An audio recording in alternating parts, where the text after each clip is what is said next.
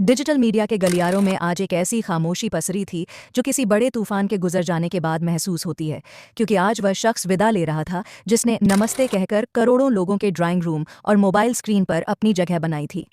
सौरभ द्विवेदी जब लल्लन टॉप के दफ्तर से आखिरी बार अपना झोला कंधे पर टांग कर निकले तो वहां काम करने वाला हर शख्स पत्थर की मूरत बन गया था। जिस न्यूज़ रूम में कभी चुनावी चर्चाओं की गमक और ठहाके गूंजते थे, वहां आज सिर्फ सिसकियों की आवाज़ें सुनाई दे रही थीं। उनके सहकर्मी, जो उन्हें अपना संपादक नहीं बल्कि एक बड़ा भाई और मार्गदर्शक मानते थे, कतारों में खड़े होकर उन्हें निहार रहे थे और सबकी आंखें डबडबाई हुई थीं।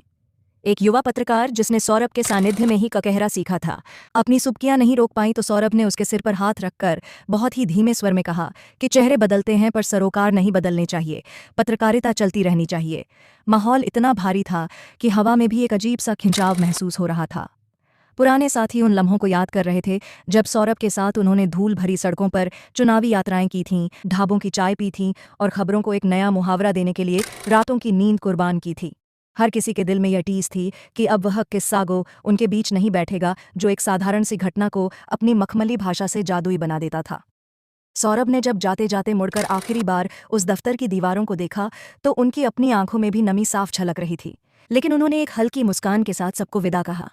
उनके जाने के बाद लल्लन टॉप का वह कोना बिल्कुल सूना हो गया था जहां बैठकर वे अपनी कहानियां बुना करते थे, और वहां मौजूद हर कर्मचारी को ऐसा महसूस हो रहा था जैसे उनके काम करने वाले परिवार का कोई सबसे मजबूत स्तंभ आज ढह गया हो।